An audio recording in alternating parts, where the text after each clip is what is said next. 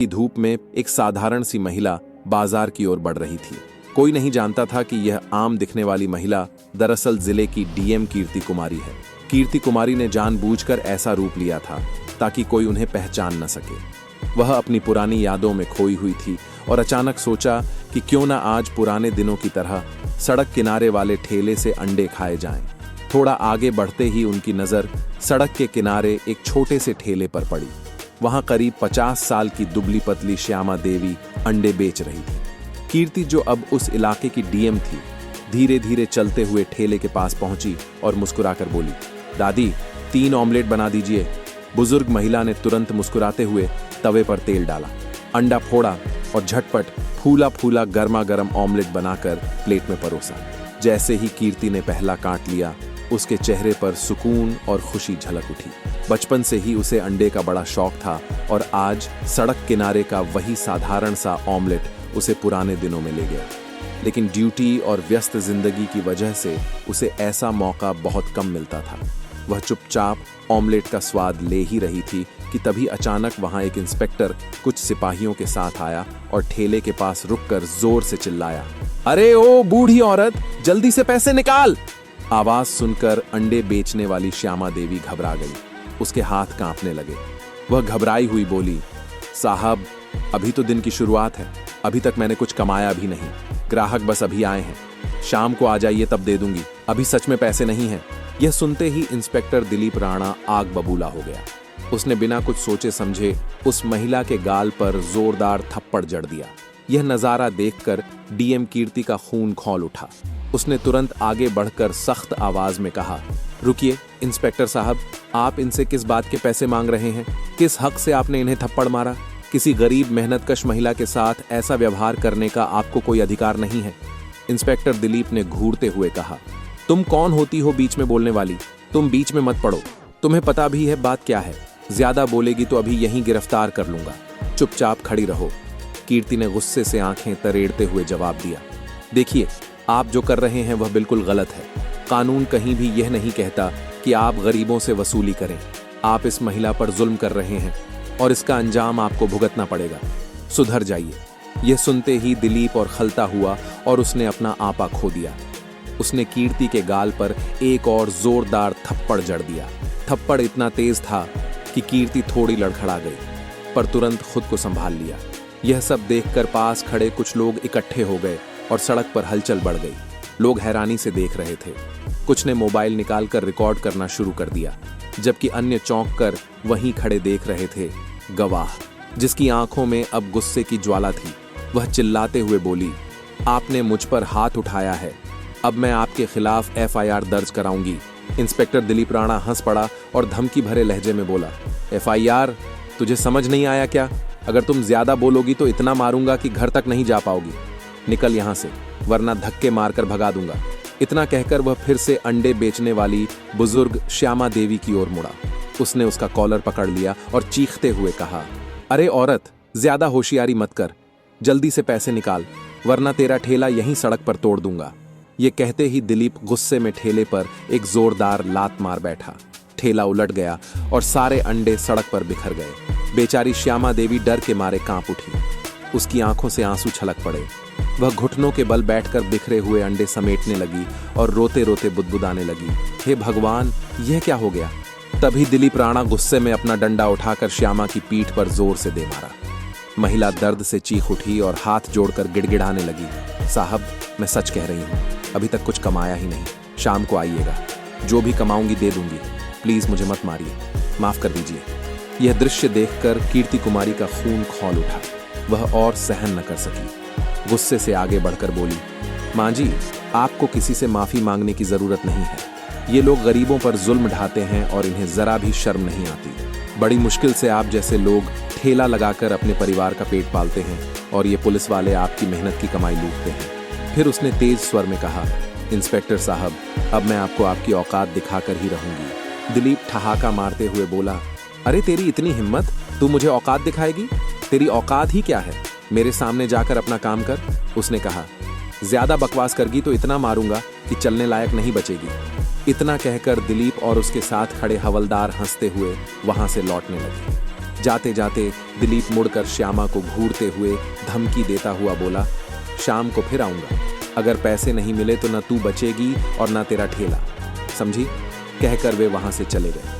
कीर्ति कुमारी तुरंत बुजुर्ग महिला के पास गई और झुककर प्यार से बोली, माँ जी आप ठीक है ना? टेंशन मत लीजिए, आप घर जाइए, इन पुलिस वालों को सबक सिखाना अब मेरा काम है। बुजुर्ग महिला की आंखों से आंसू बह निकले। कांपते हुए स्वर में वह बोली, बेटा तूने मेरे लिए इतना क्यों किया? मेरे ही चक्कर में तुझे मार पड़ेगा। वे पुलिस वाले हैं, सालों से हम गरीबों पर जुल्म करते आ रहे हैं, हम कुछ नहीं कर पाए, तुम भी कुछ नहीं कर पाओगी, छोड़ दे ये सब। कीर्ति ने गहरी सांस ली। उसकी आंखों में आग और चेहरे पर दृढ़ संकल्प साफ झलक रहा था। नहीं माँ जी, अब बहुत हो गया, आप नहीं जानती मैं क्या कर सकती हूँ। इन लोगों को उनके गुनाहों की सजा दिलवा कर ही रहूंगी, आप फिक्र मत कीजिए, बस घर जाइए और आराम कीजिए। ये कहकर कीर्ति वहां से उठकर घर पहुंची। घर पहुंचते ही सड़क पर हुई सारी बातें उसके दिमाग में घूमने लगी। उसे महसूस हो रहा था कि अब पानी सिर से ऊपर चढ़ गया है। ये पुलिस वाले वर्दी की आड़ में भेड़िए बन चुके हैं। उसने मन ही मन ठान लिया, अब इन्हें छोड़ना नहीं है। उसने ठाना, सबसे पहले इस इंस्पेक्टर पर रिपोर्ट कराऊंगी और सस्पेंड करवा कर रहूंगी। अगली सुबह कीर्ति कुमारी ने खुद को बिल्कुल साधारण महिला की तरह सजाया और बिना पहचान बताए थाने पहुंच गई। जैसे ही अंदर दाखिल हुई, सामने लकड़ी के काउंटर के पीछे हेड कांस्टेबल दिलीप राणा ऊँघ रहा था। उसकी तोन मेज पर टिक रही थी और मुंह से खर्राटों की हल्की आवाज आ रही थी। एक कोने में 2 सिपाही चाय की चुस्कियां लेते हुए जोर जोर से हंस रहे थे। माहौल देखकर कीर्ति के मन में गुस्सा और दुख दोनों उठे। कीर्ति ने सख्त आवाज में कहा, सुनिए। तभी दिलीप की नींद टूटी। उसने चिढ़कर आंखें खोली और कीर्ति को ऊपर से नीचे तक घूरा। उसकी आंखों में मदद का भाव नहीं, बल्कि वही पुरानी घृणा और अहंकार था। दिलीप गुर्राया, क्या है इस वक्त, क्या करने आई है यहाँ? कीर्ति ने शांत पर दृढ़ स्वर में जवाब दिया, मैं यहाँ रिपोर्ट लिखवाने आई हूँ। दिलीप ने ऊंची आवाज में पूछा, रिपोर्ट किसके खिलाफ और किसके लिए? कीर्ति ने कहा, तुम्हारे खिलाफ, उस गरीब औरत के लिए जिसे तुम लोगों ने सड़क पर अंडे बेचते समय सताया और जिसकी मेहनत की कमाई लात मारकर बिखेर दी। और जब मैं रोकने गई तो तुमने मुझे भी मारा। ये सुनते ही दिलीप जोर से हंसा। उसकी हंसी क्रूर थी। वह बोला, रिपोर्ट? तू मेरे खिलाफ रिपोर्ट लिखवाएगी? अरे पगली, यहाँ इंसाफ नहीं चलता, यहाँ चलता है दिलीप राणा का डंडा। भाग यहाँ से, वरना थाने के अंदर कर दूंगा। तभी अंदर के कमरे का दरवाजा जोर से खुला और सुरेश कुमार नाम का ईएसपी थाने में दाखिल हुआ। उसका लंबा चौड़ा चेहरा सामने था, पर आंखों में सिर्फ अहंकार और कठोरता झलक रही थी। उसने कीर्ति को देखा और अपनी मूंछों पर ताव देते हुए गुर्राया, क्या हो रहा है? ये कौन लड़की है? दिलीप ने लापरवाही से कहा, कुछ नहीं साहब, ये वही है जो उस अंडे बेचने वाली औरत के मामले को लेकर आई है, भगा रहा हूं उसे। सुरेश कुमार धीरे धीरे कीर्ति के पास आया। उसने उसे ऐसे देखा जैसे कोई कीड़ा मकोड़ा हो। घड़ी हुई तुर्शी से पूछा, तुम्हारा नाम क्या है?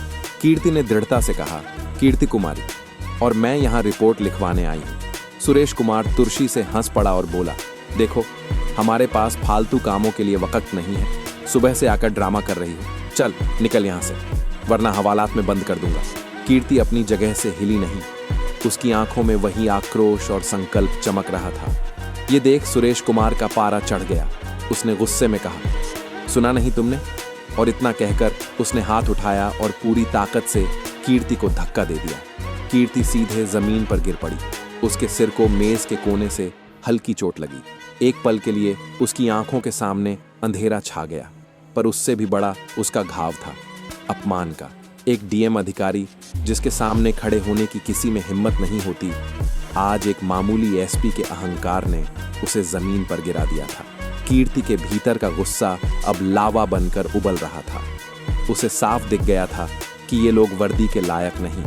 वे वर्दी को गरीबों को रौंदने के लिए इस्तेमाल करते हैं। कीर्ति जमीन से उठी और गुस्से में बोली, मैं तुम दोनों का ऐसा हाल कर दूंगी कि तुम पानी पीने लायक भी नहीं रहोगे।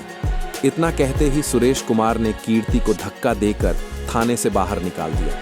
अंदर खड़े सिपाहियों ने ठहाके लगाए। उनमें से एक ने तानों भरे स्वर में कहा, देखो देखो, बड़ी आई थी गरीबों की हमदर्द, अब कैसे सर झुकाकर जा रही है।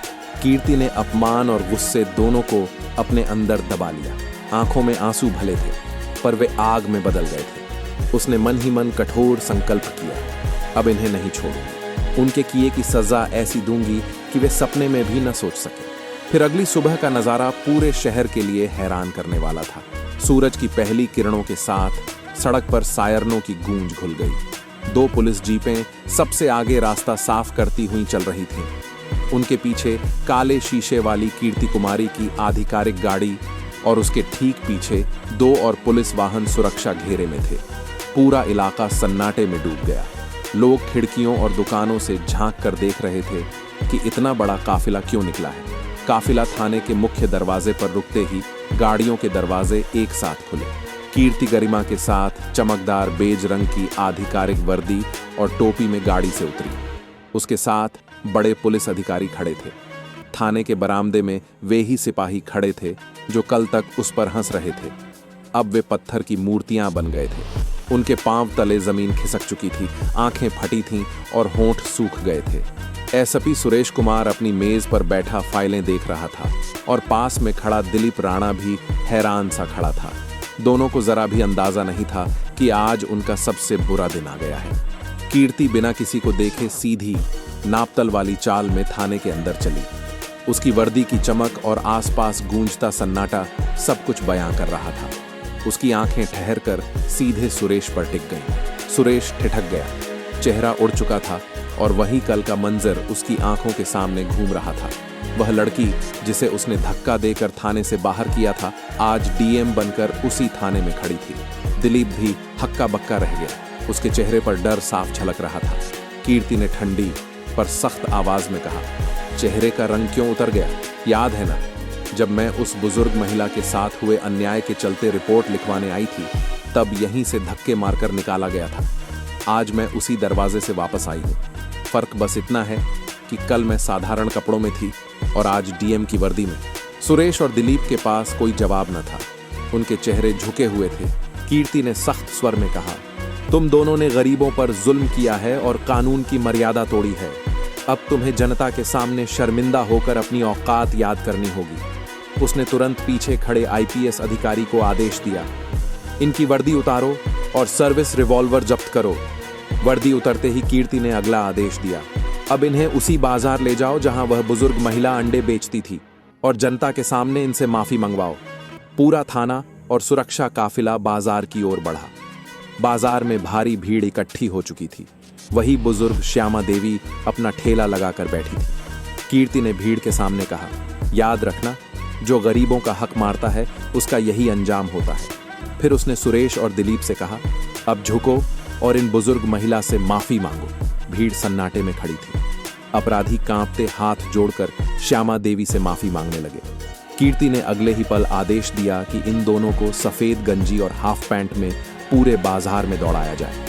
आगे आगे ये दोनों भागेंगे और पीछे पीछे मेरा काफिला चलेगा, ताकि लोग देख सकें कि सत्ता का दुरुपयोग करने वालों का अंजाम क्या होता है।